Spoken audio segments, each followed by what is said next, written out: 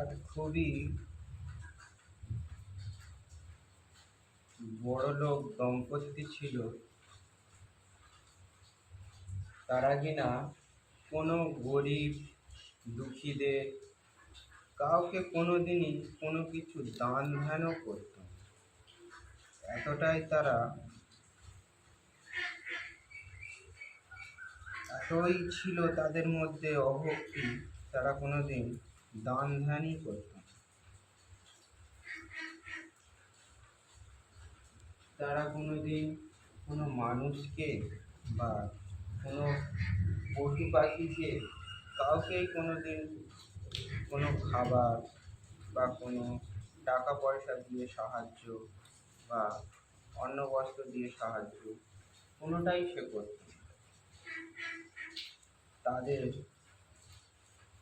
দাম্পত্য জীবন সুখেরও ছিল না, শুধু নামমাত্র তারা অর্থের দিক থেকে বড়লোক, কিন্তু যে তারা সংসারে একটা সুখ সমৃদ্ধি থাকবে, একটা সংসারে যদি একটা বাচ্চাই যদি না থাকে, তো সেই সংসারে আমি সেই সংসারের মধ্যে কোনো সুখই নেই।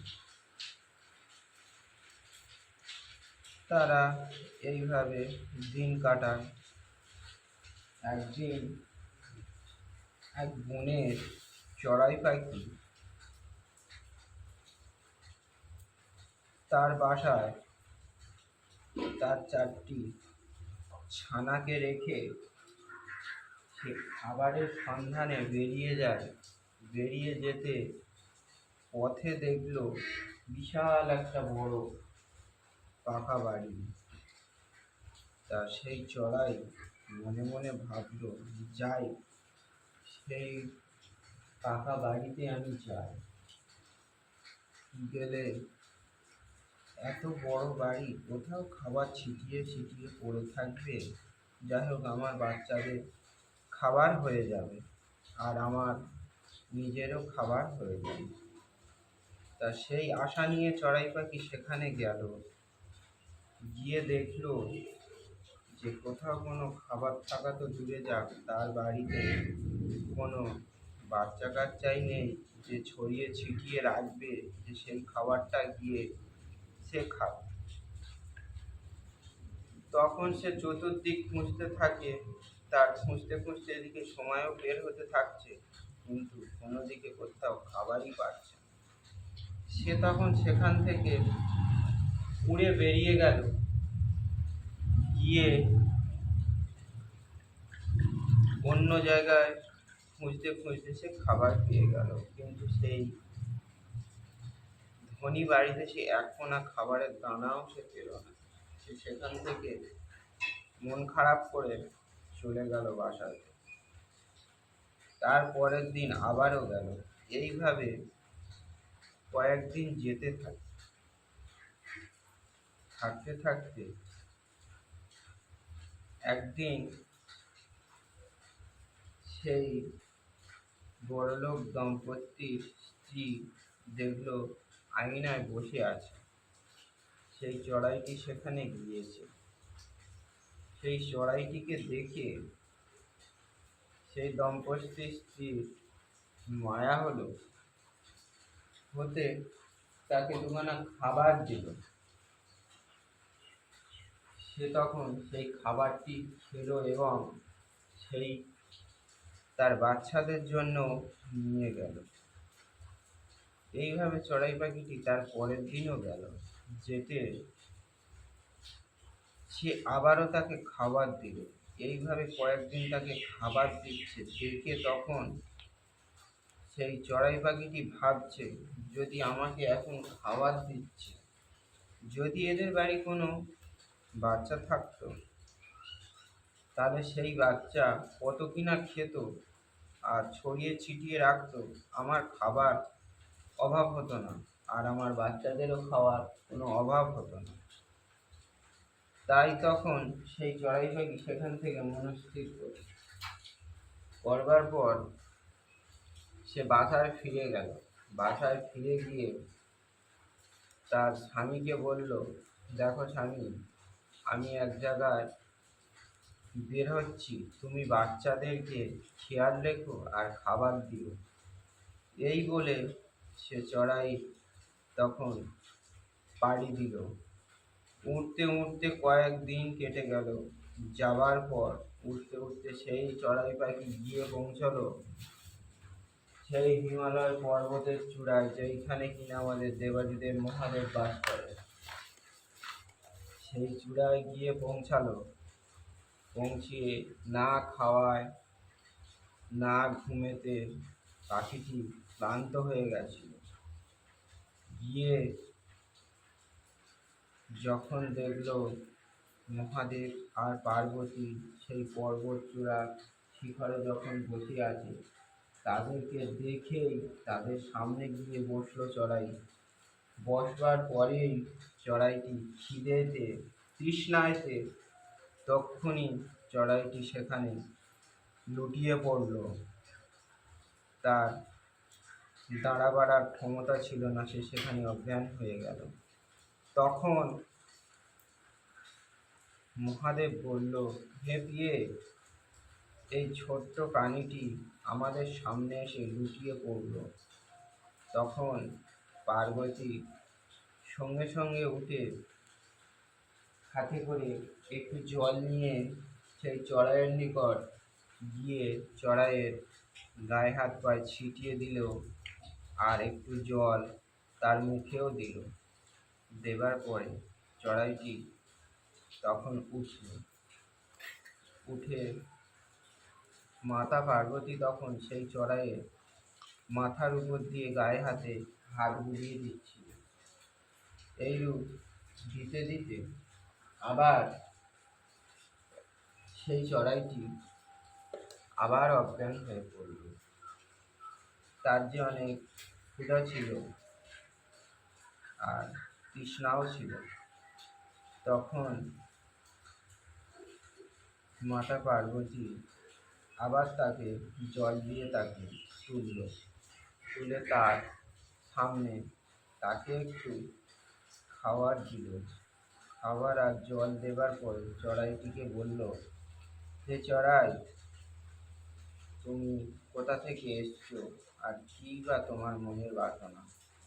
তখন চড়াইটি দেবাদিদেব মহাদেব এবং মাতা পার্বতীকে সামনে সমস্ত সেই ব্যক্তির কথা খুলে বলল। খুলে বলবার পর দেবাদিদেব মহাদেব তখন তার অন্তর্দৃষ্টিতে চক্ষু বন্ধ করে ধ্যানমগ্ন হয়ে দেখল। তখন দেখবার পর চড়াইকে বলল যে, দেখো চড়াই, তোমার ওই দম্পতির কোনো বাচ্চাই হওয়ার সম্ভাবনা নেই। ভাগ্যদাতা তার কপালে লিখেছে তার কোনো সন্তানই থাকবে না, কারণ সে কোনোদিন কাউকে দান ধ্যান কিছুই করত না।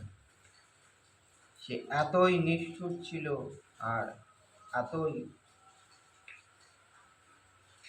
কাউকে কোনোদিন কোনো অর্থ দিয়ে বস্ত্র দিয়ে যে কোনো জিনিস, কোনো পশু পাখিকেরও কোনো তার সহানুভূতিও দেখাতো না, বা তাকে কোনোদিন কিছুই দিত না।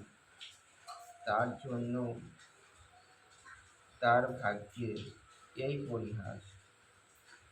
আর চড়াইও দেখছে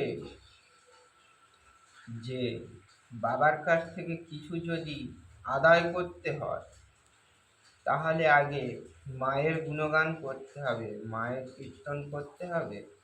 আর মাকে খুশি করতে পারলেই মা বাবাকে ঠিকই খুশি করবে, অবশ্যই ফল পাওয়া যাবে। তখন মার নিকট গিয়ে মায়ের বন্দনা করলো, মায়ের কাছে কাকুতি মিনতি করলো, মায়ের চরণতলে গিয়ে লুটিয়ে পড়লো। তখন মাতা পার্বতী সেই চড়াইয়ের একনিষ্ঠ কাকুতি মিনতি আর তার পূর্ণতা দেখে তখন মাতা পার্বতী স্বয়ং দেবাদিদেব মহাদেবকে বারবার করে বলতে থাকলো, হে প্রিয়ে, তুমি এর একটা বিহিত করো।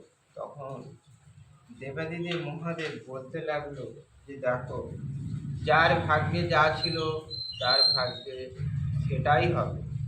আমি যদি ভাগ্যের পরিহাস পাল্টাতে যাই তাহলে নিয়তির বিরোধ হবে। আমি তো চাই না যে নিয়তির বিরোধ হোক। তখন এই কথা দেবাদিদেব মহাদেব বলল। মাতা পার্বতী শুনল না, যে বলল, তুমি তো ত্রিকালেশ্বর মহাদেব, আর তুমি তো আশুতোষ মহাদেব, তুমি পারবে না এমন কোনো কাজ নেই যে তুমি পারবে না। তখন দেবাদিদেব তার স্ত্রীর কথা ফেলতে পারলে না। তখন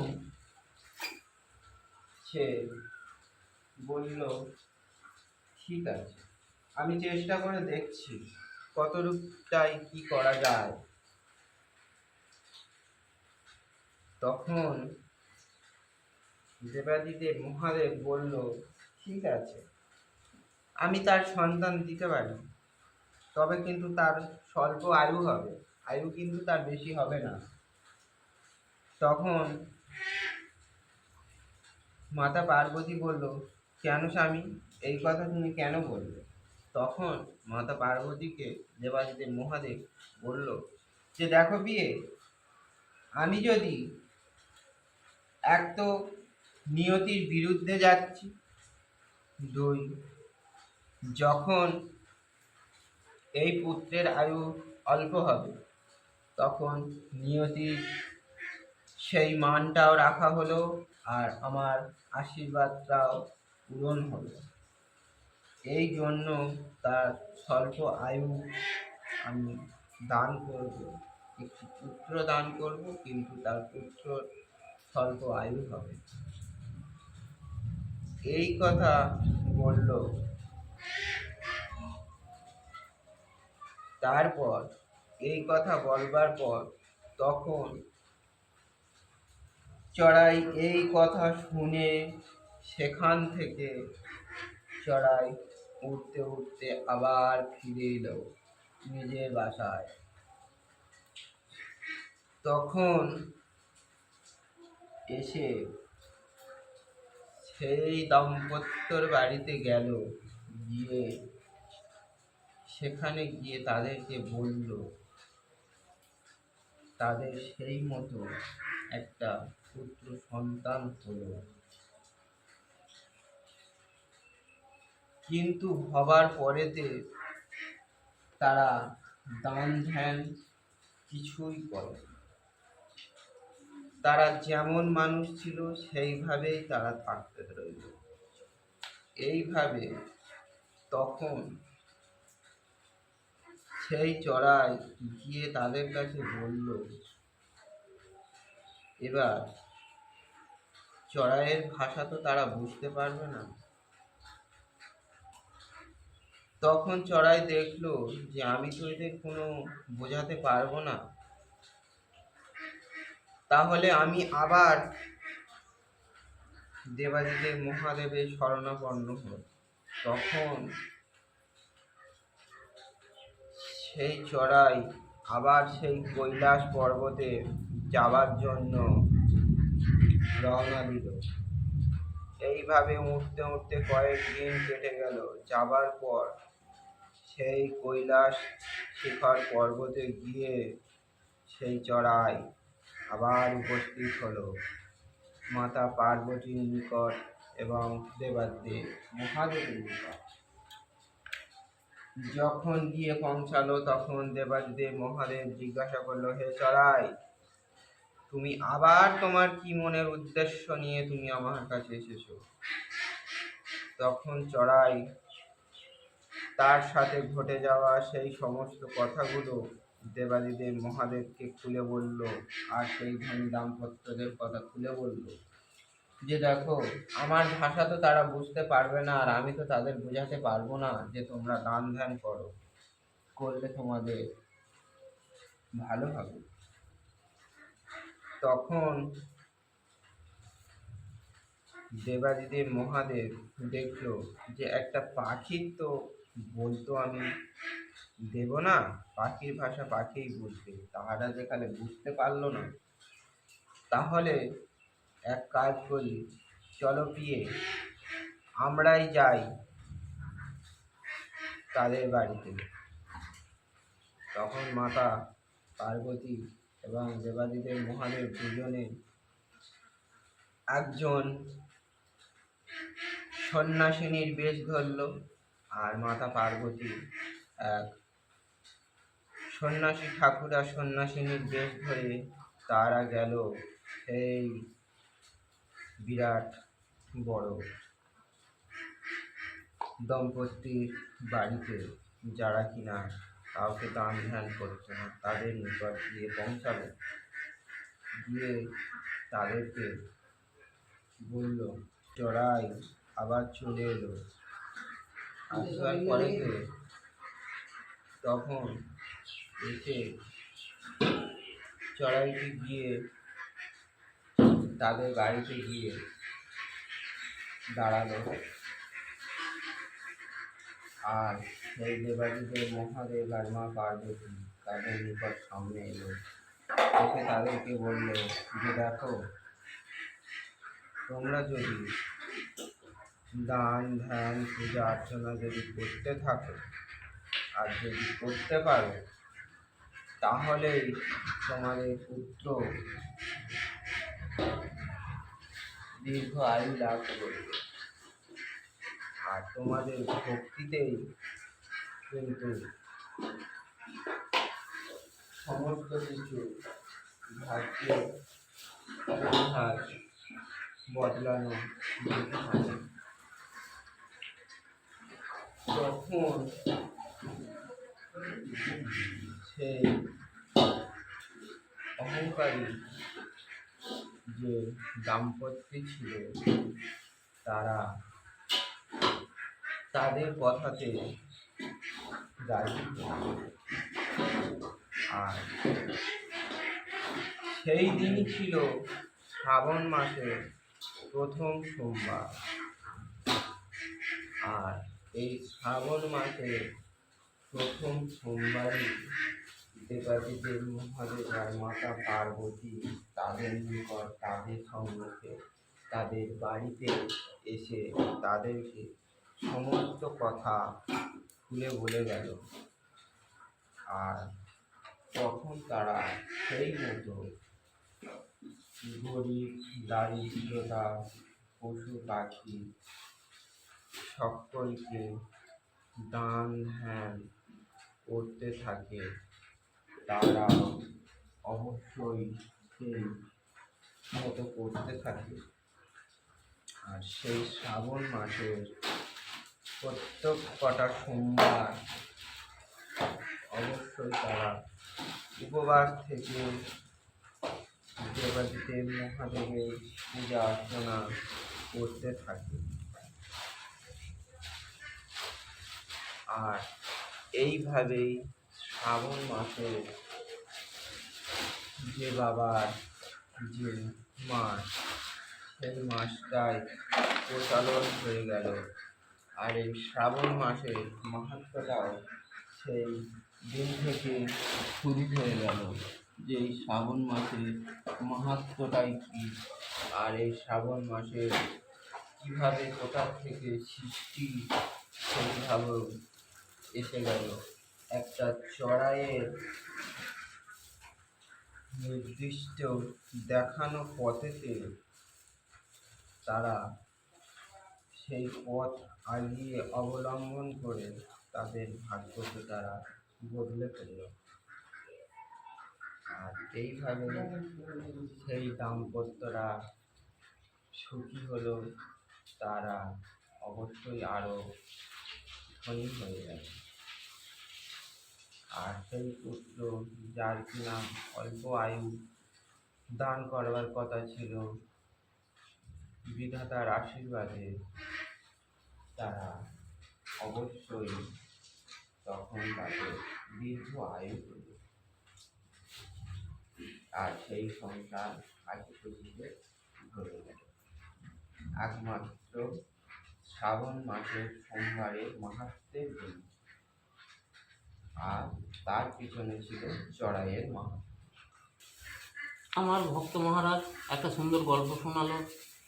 আপনারা শুনতে থাকুন আমাদের গল্প, আমাদের কাহিনী, কিভাবে কি হচ্ছে না হচ্ছে সেটা আপনারা শুনতে থাকুন। ওম নমঃ শিবায়, ওম নমঃ শিবায়, ওম নমঃ শিবায়। এবং আমাদের চ্যানেলটা সাবস্ক্রাইব করবেন, লাইক করবেন, কমেন্ট করবেন, শেয়ার করবেন।